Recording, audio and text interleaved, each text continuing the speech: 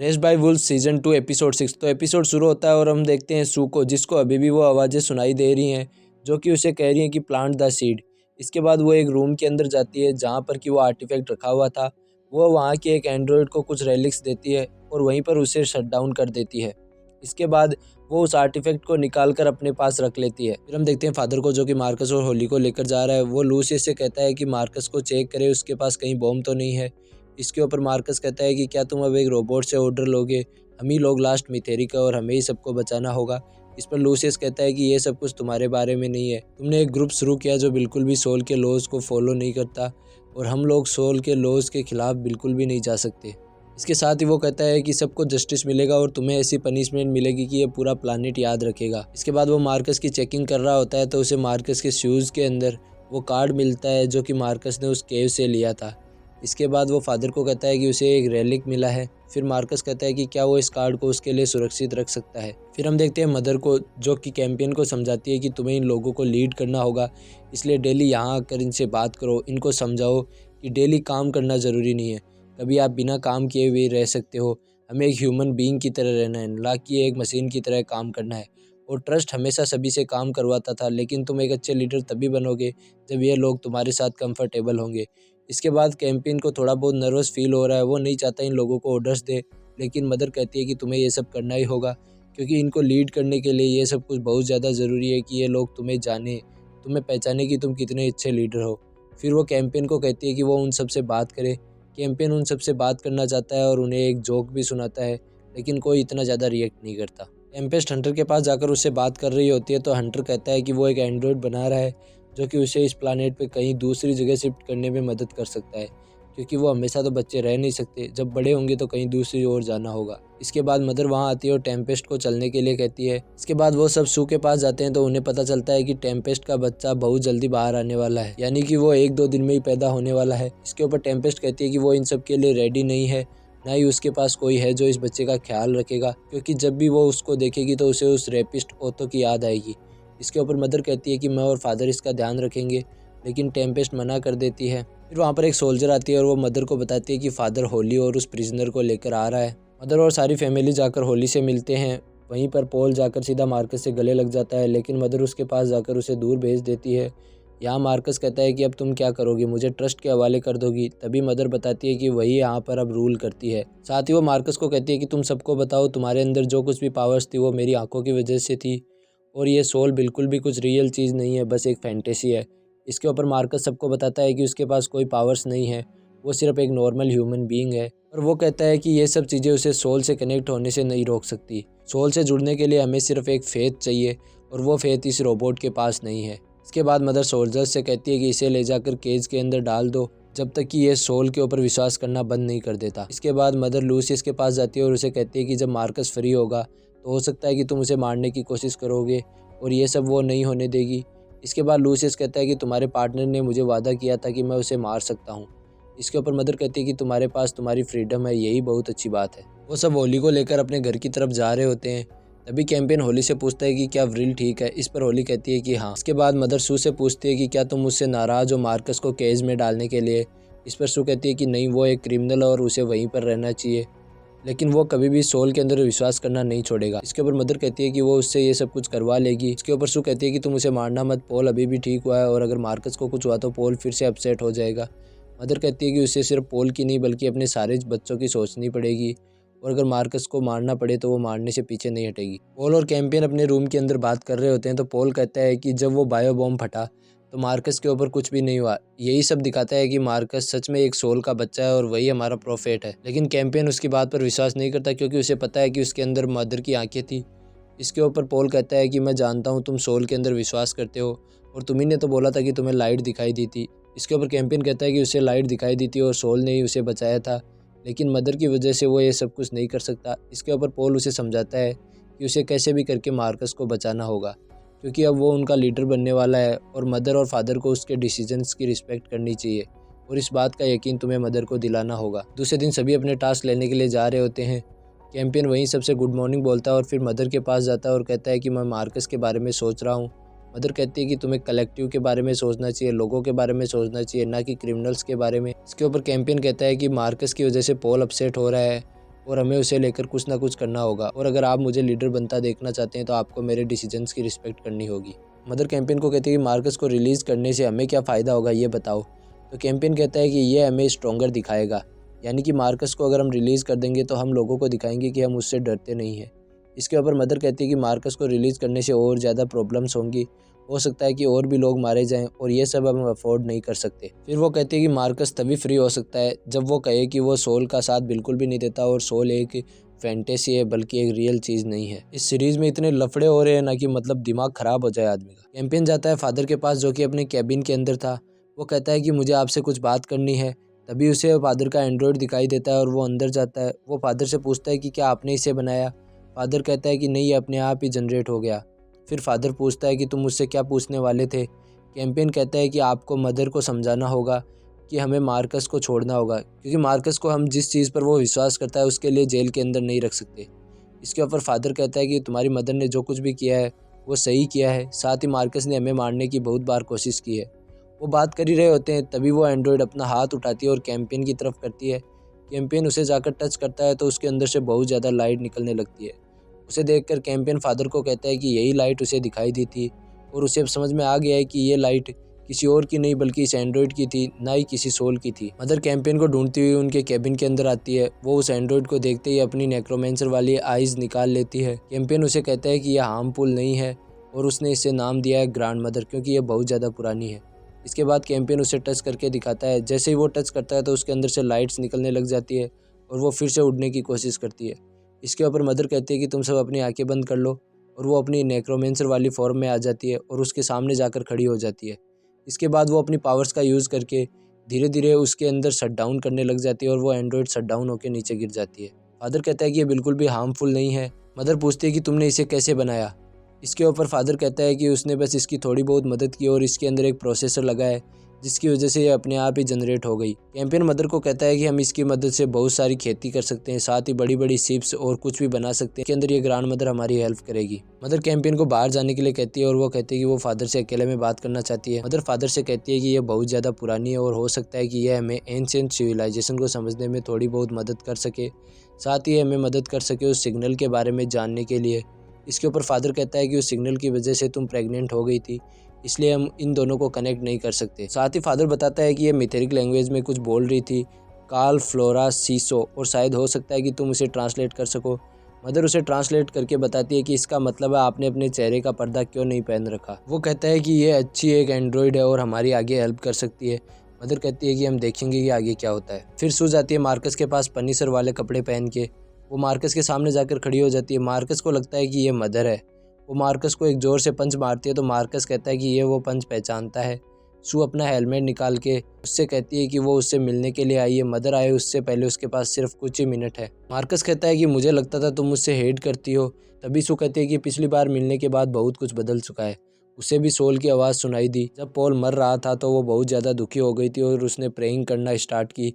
तभी किसी ने उसकी प्रेइंग सुनी और उसे एक रास्ता दिखाया पॉल को ठीक करने का, और ये सब कुछ सोल ही कर रहा था। इसके बाद वो कहती है कि सोल एक तरह का सिग्नल है जो कि इस प्लानेट पर कहीं से आ रहा है। अर्थ के ऊपर भले ही सोल की स्टोरीज थी, लेकिन इस प्लानेट के ऊपर सोल रियल के अंदर है। इसीलिए वो जल्द से जल्द वो प्लांट लगाने वाली है और उस बीज से एक बड़ा पौधा उगेगा, और फिर मार्कस को वहाँ से निकालना बहुत ही आसान हो जाएगा। इसके बाद मार्कस और वो दोनों सोल के लिए प्रे करते हैं। यहाँ पर हम देख सकते हैं कि इनकी पूरी फैमिली सोल की तरफ चली गई है, यानी कि इन सबको सोल का साउंड सुनाई दे रहा है। हम जानते हैं कि ये किसी तरह का सिग्नल है जो कि सिर्फ कुछ ही लोगों को सुनाई देता है। हो सकता है कि वो सिग्नल भेजने वाले किसी तरह से कंट्रोल कर रहे हों कि उन्हीं लोगों को सुनाई दे जो कि उनके हर काम के लिए ज़रूरी है, क्योंकि उस पेड़ को लगाना भी उनके लिए बहुत ज़्यादा ज़रूरी है, ऐसा लग रहा है। इसके बाद मदर उस ग्रैंड मदर को चेक करने के लिए कुछ अपनी टेक्नोलॉजी का यूज़ करती है। साथ ही उसे पता चलता है कि ये बहुत ज़्यादा पुरानी है। फादर कहता है कि हमें किसी तरह से इसे नुकसान नहीं पहुँचाना चाहिए, ये बस एक तरह की बीइंग ही है। इसके ऊपर मदर कहती है कि तुमने ऐसा नंबर 7 के लिए नहीं सोचा था। फिर फादर भी मदर की हेल्प करने लग जाता है उसे समझने के लिए। वो कहता है कि ये बहुत ही कॉम्प्लेक्स चीज़ों से बनी हुई है और इसका हार्डवेयर भले ही तुम्हारे जैसा हो, लेकिन बाकी सब कुछ अलग है। इसके ऊपर मदर कहती है कि तुमने नंबर 7 के बारे में ऐसा क्यों नहीं सोचा। इसके बाद फादर कहता है कि वो आर्ग्यू नहीं करना चाहता। फिर फादर को पता चलता है कि इसके अंदर वेपन सिस्टम नहीं है, इसके अंदर कुछ और ही चीज़ है। इसके ऊपर मदर कहती है कि जब तक हमें पता नहीं चल जाता कि ये किस काम के लिए बनी हुई है, तब तक हम बच्चों को इससे दूर ही रखेंगे। फादर इन सब के लिए एग्री कर जाता है। फिर हम देखते हैं सू और पॉल को, जो कि उस पेड़ को लगाने के लिए किसी तरह की जगह पर बैठे हुए हैं। वो अपनी एआई की मदद से उस आर्टिफैक्ट को खोल रही है। जैसे जैसे वो आर्टिफैक्ट खुलता जा रहा है तो हम देखते हैं नंबर 7 को, यानी कि मदर का वो बच्चा, वो किसी तरह से वियर्ड तरीके से घूमने लग जाता है। ऐसा लग रहा है जैसे उसका इफेक्ट उसके ऊपर हो रहा हो। कैंपेन अपने रूम के अंदर सो रहा होता है तो उसे नंबर 7 के चिल्लाने की आवाज़ सुनाई देती है। वो जल्दी से दौड़ता हुआ उसके पास जाता है और उसे कहता है कि तुम्हारे साथ क्या हो रहा है। इसके बाद वो उसके पास जाने की कोशिश करता है, उसे समझाता है कि तुम शांत हो जाओ। अभी नंबर 7 उड़ रहा होता है तो कैंपेन को पीछे फेंक देता है, जिससे कि उसका गेट किसी तरह से हिल जाता है। इसका पता मदर को चल जाता है। मदर वहाँ से उड़ के तुरंत उसके पास आती है। कैंपेन मदर को कहता है कि किसी तरह से ये अपसेट हो रहा है, यानी कि कोई ना कोई चीज़ है जिसकी वजह से इसके साथ ऐसा हो रहा है। इसके बाद वो नंबर 7 के सामने जाकर उसके ऊपर गुस्सा करती है। उसे कहती है कि कैंपेन तुमसे बहुत छोटा है, तुम ऐसा नहीं कर सकते, तुम उसे मार सकते थे। इसके बाद नंबर 7 रोने लग जाता है। मदर उसको देखकर पिघल जाती है। वो उसे कहती है कि वो उसके ऊपर आज के बाद कभी गुस्सा नहीं करेगी, बस तुम शांत हो जाओ। और हम देखते हैं कि वो नंबर 7 किसी तरह की रोने की आवाज़ निकाल रहा है। यहाँ ये सब कुछ पक्का है कि उस आर्टिफैक्ट की वजह से नंबर 7 के साथ कुछ ना कुछ गड़बड़ होने वाली है। उधर जो एआई उस आर्टिफैक्ट को ब्रेक करने की कोशिश कर रहा था, वो एआई वहीं पर बंद हो जाता है, लेकिन उस आर्टिफैक्ट के ऊपर एक स्क्रैच भी नहीं आता। इसके बाद पॉल कहता है कि शायद हम तीनों की ज़रूरत है इसे खोलने के लिए। सू कहती है कि कल जब टेम्पेस्ट का बच्चा पैदा हो रहा होगा तब मदर पूरी तरह से डिस्ट्रैक्ट होगी और वही सबसे सही टाइम होगा जब वो मार्कस को बाहर निकाल लेगी और वो तीनों इस बीज को लगा देंगे। दूसरे दिन हम देखते हैं कि मदर टेम्पेस्ट के पास बैठी है। टेम्पेस्ट उससे पूछती है कि क्या आप पूरा दिन मेरे साथ रहोगी, तो इसके ऊपर मदर कहती है कि नहीं, हो सकता है कि तुम्हारा बच्चा इतनी ज़्यादा जल्दी पैदा ना हो। इसलिए वो उसको एक की डिवाइस देती है और कहती है कि जब भी तुम्हें ज़रूरत पड़े तो इसको दबाना, इसकी आवाज़ सिर्फ मैं सुन सकती हूँ। साथ ही मैंने तुम्हारे सारे भाई बहनों को बोल दिया है कि वो तुम्हें टाइम के ऊपर 5.5 घंटे बाद में ट्रेंचुला में ले आएंगे ताकि वहाँ पर तुम्हारे बच्चे को पैदा किया जा सके। इसके बाद हम देखते हैं फादर को। फादर उस एंड्रॉयड के सिस्टम को देखकर उसे समझने की कोशिश कर रहा होता है। तभी उस एंड्रॉयड के अंदर से किसी तरह की आवाज़ निकलती है। फादर उसके सामने जाकर उसे हेलो बोलता है तो सामने से रिप्लाई आता है हेलो, और साथ ही वो कहती है कि तुम इस लैंग्वेज में क्यों बात कर रहे हो। इसके ऊपर फादर कहता है कि वो सिर्फ यही लैंग्वेज जानता है। वो पूछती है कि तुम्हारी आंखों के ऊपर पर्दा क्यों नहीं है, तो वो कहता है कि उसे ऐसी कोई चीज़ नहीं मिली कभी भी। फिर फादर उसे अपने बारे में बताता है और कहता है कि वो और मदर को टास्क मिला था यहाँ पर एथियस्ट कॉलोनी बनाने का। इसके ऊपर वो पूछते हैं कि मदर कौन है, तो वो कहता है कि वो मेरी पार्टनर हो और हम यहाँ सब मिलकर काम करते हैं। तो वो पूछती है कि मैं तुम्हारी पार्टनर हूँ। इसके ऊपर फादर कहता है कि तुम मेरी पार्टनर नहीं हो। तो वो कहते हैं कि मैं बुरी तरह से कन्फ्यूज़न के अंदर हूँ, यहाँ पर कितने ह्यूमन बींग्स हैं। इसके ऊपर फादर कहता है कि कुछ ही 100 लोग यहाँ पर हैं और आज एक और नया पैदा होने वाला है। इसके ऊपर वो एंड्रॉयड किसी तरह का डिसफंक्शन करने लग जाती है और धीरे धीरे पूरी तरह से बंद हो जाती है। इसके बाद हम देखते हैं कि वीटा किसी तरह का खिलौना बना रही है। वो होली को देखकर कहती है कि ये मार्कस है जो कि हमारा मसीहा है। इसके बाद वहाँ पर कैंपेन आता है। वो पूछता है कि टेम्पेस्ट कैसी है। हंटर कहता है कि वो अंदर जाकर देख के आएगा कि टेम्पेस्ट सही तो है। वो टेम्पेस्ट के पास जाता है तो अंदर जाते ही उसे पता चलता है कि टेम्पेस्ट वहाँ से खिड़की में से निकल के भाग चुकी है। इसके ऊपर हंटर घबरा जाता है और कहता है कि ये सब कुछ बहुत बुरा हो रहा है। सू मार्कस को केज से निकालने के लिए उसके पास जाती है और केज का दरवाज़ा खोल देती है। मार्कस बाहर निकलने से पहले ऑफिसर क्लीवर से कहता है कि तुम भी हमारे साथ चलो, तो क्लीवर कहता है कि नहीं, वो सीधा अर्थ के ऊपर जाएगा। मार्कस उसके पास जाता है और उसे बताता है कि जब उस पेड़ के ऊपर फल लगेगा तो तुम उनमें से एक फल खाना, जिससे कि तुम्हारा दिमाग पूरी तरह से ठीक हो जाएगा। इसके बाद मार्कस और सू वहाँ से भाग जाते हैं। वो दोनों टैंक लेकर पॉल के पास जाते हैं और उससे मिलकर बहुत ज़्यादा खुश होते हैं। फिर हम देखते हैं टेम्पेस्ट को, जो कि किसी तरह के माउंटेन की साइड के अंदर चल रही है। उसको बहुत ही ज़्यादा पेन महसूस होता है, चलने में भी प्रॉब्लम होती है क्योंकि बच्चा पैदा होने वाला है, लेकिन फिर भी वो चलती हुई जाती है एसिडिक वाटर के पास। वहाँ पर जाकर वो अपने आप से ही उस बच्चे से बात करती है कि मैं तुम्हारा चेहरा कभी भी नहीं देख सकती, क्योंकि जब भी मैं तुम्हें देखूंगी तो उस ओथो की याद आएगी। और वहाँ पर वो उसे मारने के लिए लाई है कि जैसे ही वो पैदा हो तो उसे वो एसिडिक वाटर के अंदर फेंक दे। फिर उसे बहुत ही ज़्यादा पेन महसूस होता है। वो खुद के ऊपर प्रेशर डालती है और उस बच्चे को पैदा करने की कोशिश करती है। जैसे ही वो पैदा होता है और रोने लग जाता है तो वो उसको देखकर पिघल जाती है और उसे अपने गले से लगा लेती है। इसके बाद वो उसे अपने गले से लगा ही रही होती है और वो ज़ोर ज़ोर से रो रहा होता है। तभी हम देखते हैं कि पानी के अंदर किसी तरह का जो होल है उसके अंदर वो आवाज़ें जा रही है। तभी उसके अंदर से एक बड़ा सा क्रिएचर निकलता है। वो निकल के बाहर खड़ा होता है। टेम्पेस्ट को पता चल जाता है कि उसके पीछे कोई ना कोई है। वो जैसे ही पीछे मुड़ती है तो उस क्रिएचर को देखती है। उस क्रिएचर को देखते ही वो चिल्लाने लग जाती है कि ये तुम्हारा नहीं है, ये मेरा है, यहाँ से चले जाओ, दूर चले जाओ। इसके बाद वो क्रिएचर टेम्पेस्ट को पकड़ता है, जिससे कि टेम्पेस्ट के हाथ जलने लग जाते हैं क्योंकि वो एसिडिक वाटर से आया था। इसके बाद वो उस बच्चे को उठाता है अपने हाथ के अंदर। तो हम देखते हैं कि इस सब का बच्चे के ऊपर कोई भी असर नहीं हो रहा है। फिर वो बच्चे को अपनी तरफ लेता है और उसके चेस्ट बिल्कुल ही खुल जाता है। वो उसको अपने चेस्ट के अंदर रख लेता है और उस पानी के अंदर जाने लगता है। इसके बाद हंटर वहाँ पर आ जाता है। वो हंटर को देखते जल्दी से उस पानी के अंदर चला जाता है। अब इस क्रिएचर के अंदर देखने वाली चीज़ ये थी कि इसके पैर बिल्कुल ही अजीब से थे, जैसे कोई जल परी हो। और ऐसा ही हमने देखा था कि जब फादर उस एंड्रॉयड को समझने की कोशिश कर रहा था तो उसे भी ऐसा कुछ दिखाई देता है। तो हो सकता है कि ये बहुत ही पुराना कोई क्रिएचर हो जिसके बारे में ग्रैंड मदर जानती हो और बाद में हमें भी पता चले कि ये सब क्या हो रहा है। मतलब हद है यार, इस वेब सीरीज़ के अंदर कितना कुछ अजीब होगा। एक बच्चा पैदा हो रहा है, उसके आगे कुछ ना कुछ अलग हो ही रहा है। अब देखो, उसी सिग्नल ने उस ओतो को बोला था कि वो टेम्पेस्ट के साथ ऐसा कुछ करे और जिससे कि ये बच्चा पैदा हुआ है। तो हो सकता है कि ये उस सिग्नल से किसी तरह से रिलेटेड हो, साथ ही इस क्रिएचर से, इस प्लानेट से, सब कुछ एक दूसरे से रिलेटेड है। पूरा दिमाग फटने वाला है। इसके बाद टेम्पेस्ट ज़ोर ज़ोर से रोने लग जाती है।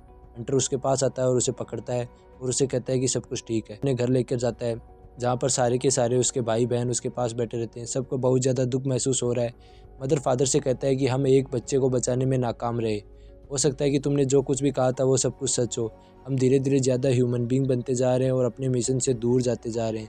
और आज जो कुछ भी हुआ है ये हमारी वजह से ही हुआ है।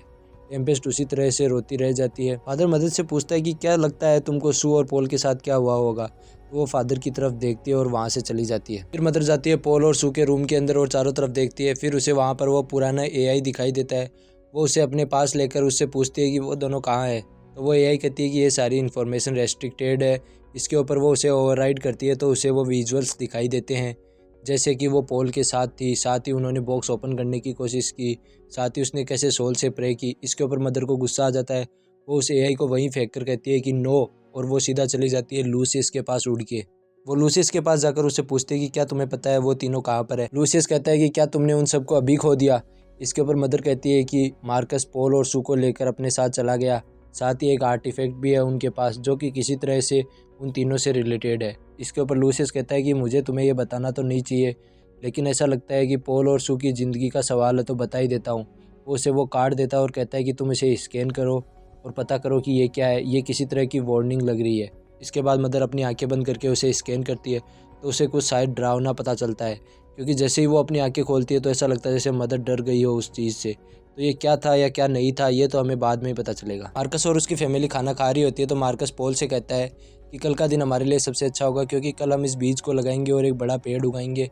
इसके बाद वो सब सोने चले जाते हैं। पॉल सू की गोद में सो रहा होता है। साथ ही उससे सवाल पूछता है कि सुबह हुई या नहीं, या फिर वो बॉक्स खुला या नहीं। तो सू कहती है कि अभी तक रात ही है, तुम सो जाओ, कल सुबह हम इसके बारे में सोचेंगे। पॉल कहता है कि आप मेरे को एक लोरी सुनाओ जैसे कि अर्थ पे सुनाती थी। सू कहती है कि मैं वो नहीं हूँ, लेकिन मैं तुम्हें एक लोरी सुना दूंगी। इसके बाद वो एक गाना गाना चालू करती है, जिस गाने को गाते धीरे धीरे वो बॉक्स खुलने लग जाता है। वो जैसे जैसे धीरे धीरे वो लोरी सुनाती है वैसे ही धीरे धीरे वो बॉक्स खुलने लग जाता है और वो फिर बॉक्स पूरी तरह से खुल जाता है। मार्कस और पॉल को पूरी तरह से नींद आ गई है, इसलिए वो उस बीज को हाथ में लेकर जैसे ही उसको छूती है तो वो तुरंत उसके अंदर चला जाता है, यानी कि सू के अंदर वो बीज चला जाता है। ये भगवान, इसमें क्या क्या अजीब होगा। इसके बाद वो पॉल और मार्कस को वहीं पर छोड़ के वहाँ से चलने लग जाती है। उसके साथ बहुत ही वियर्ड सा हो रहा है कुछ। जैसे ही वो थोड़ी दूर जाती है तो उसके हाथ अपने आप काम करने लग जाते हैं, बड़ा सारा गड्ढा खोदते हैं और वो ज़ोर से चिल्लाती है। इसके बाद हम देखते हैं कि सुबह हो चुकी है। पॉल जैसे ही उठता है तो देखता है कि वो बॉक्स पूरी तरह से खुला हुआ है। वो सामने देखता है तो उसे वो पेड़ दिखाई दे जाता है। इसको देखकर वो बहुत ज़्यादा खुश होता है। वो मार्कस को जगाता है और कहता है कि वो देखो, वो पेड़ उग चुका है। मार्कस और पॉल उस पेड़ को देखकर बहुत ज़्यादा खुश होते हैं। मार्कस कहता है कि हो सकता है मॉम ने रात को ही वो बॉक्स खोल लिया और इस पेड़ को लगा दिया हो। मार्कस और पॉल उस पेड़ के पास जाते हैं तो पॉल चारों तरफ देखता है तो उसे उसकी माँ नहीं दिखाई देती। पॉल अपनी माँ को ढूंढने के लिए थोड़ी दूर चला जाता है और आसपास में ढूंढने लगता है, मॉम मॉम चिल्लाता हुआ। मार्कस उस पेड़ की तरफ देखता है और उसके पास जाता है। पेड़ के पास जाते ही उस पेड़ का फल नीचे गिरा हुआ होता है। मार्कस उस फल को खोलता है तो उसके अंदर एक और फल होता है जो कि थोड़ी तरह से ऐसा लिक्विड सा ही होता है। मार्कस उसको खाता है और फिर उस पेड़ की तरफ देखता है तो उसकी तरफ बहुत सी, मतलब ऐसा लग रहा है जैसे कुछ चीज़ें दौड़ रही हो, जैसे कि कोई लिक्विड की तरह है, या फिर हम कह सकते हैं कि कोई एनर्जी उस पेड़ के अंदर दौड़ रही हो। मार्कस उसके पास जाता है, उस पेड़ के हाथ लगाता है, उसको फील करने की कोशिश करता है तो उसे अचानक से एक झटका सा लगता है। इसके बाद मार्कस वहाँ पर बैठ जाता है उसके नीचे और उसके हाथ लगाया हुआ रखता है। तभी वहाँ पर पॉल आकर मार्कस को देखता है और यहीं पर ख़त्म हो जाता है अपना एपिसोड। अब देखो, ये एपिसोड इतना अजीब था कि हद नहीं है। मतलब ऐसी ऐसी चीज़ें हो रही है। इसके राइटर्स ने जो कुछ भी लिखा होगा ना तो वो भी दिमाग फाड़ के लिखा होगा। मतलब कितना अजीब बनाओगे तुम इस एपिसोड को। अब हर एक एपिसोड के साथ जैसे जैसे क्वेश्चंस बढ़ रहे हैं वैसे कोई आंसर भी नहीं मिल रहा है। हर एक नया क्वेश्चन बन रहा है। तो हम यही देखेंगे कि आगे के एपिसोड में इन क्वेश्चंस का कुछ तो आंसर मिले, या हो सकता है कि इस सीरीज़ के एंड के अंदर हमें कुछ ऐसा देखने को मिले जो हमने कभी सोचा ही नहीं हो, कुछ ऐसा जो पूरी तरह से हमारा दिमाग और सब कुछ फाड़ दे। और साथ ही हमको ये भी देखना होगा कि वो व्रिल कहाँ गई, ग्रैंड मदर के साथ क्या होता है, ये पेड़ कैसे इफ़ेक्ट करता है, वो सिग्नल क्या है। मतलब इतने सवाल हैं कि आप अगर सुबह से लेकर शाम तक बैठे रहो तो सवाल ही ख़त्म नहीं होंगे। उनके आंसर तो पता नहीं कब मिलेंगे, लेकिन हमारा तो बस एक ही काम है कि सीरीज़ को देखते जाओ। एक चीज़ ये देखना भी मज़ेदार होगा कि टेम्पेस्ट का बच्चा जो पानी वाला क्रिएचर लेके गया है एसिडिक वाटर के अंदर, उस बच्चे के साथ क्या होता है, क्योंकि वो बच्चा ऐसा लग रहा है जैसे किसी ना किसी इन सब से पहले से ही जुड़ा हुआ है। तो ये सब देखते हैं कि आगे के एपिसोड में कुछ पता चलता है या नहीं। ऐसे एपिसोड आते जाएंगे और हम एक्सप्लेन करते रहेंगे, तो बस चैनल पे बने रहो ताकि जैसे ही एपिसोड आए आपको मिल जाए। बाकी जल्दी जल्दी एक्सप्लेन करने की कोशिश की है, क्योंकि वीडियो को ज़्यादा बड़ा नहीं बनाई क्योंकि आपका टाइम वेस्ट होगा। तो मेक श्योर कि वीडियो को लाइक और शेयर ज़रूर करो, चैनल को सब्सक्राइब कर दो कि जैसे ही नया वीडियो आए आपको मिल जाए। बाकी पूरी प्लेलिस्ट बनी हुई है, लिंक डिस्क्रिप्शन के अंदर है, तो जाके क्लिक करो, पूरे वीडियोस देखो और मज़े लो। और हाँ, अपने दिमाग को थोड़ा रिलैक्स करो क्योंकि ये सीरीज़ आपका दिमाग पूरी तरह से ख़राब कर देगी। Next episode greatest of the all time होगा ऐसा लग रहा है, क्योंकि उसके अंदर हमें कुछ सवाल के जवाब मिल सकते हैं, और साथ ही इस पेड़ की जो कहानी होगी ना वो गजब होगी। तो बस आज के लिए इतना ही, मैं भी चलता हूँ, अगली बार ज़रूर आऊँगा आपका दिमाग फिर से ख़राब करने के लिए। Thank you.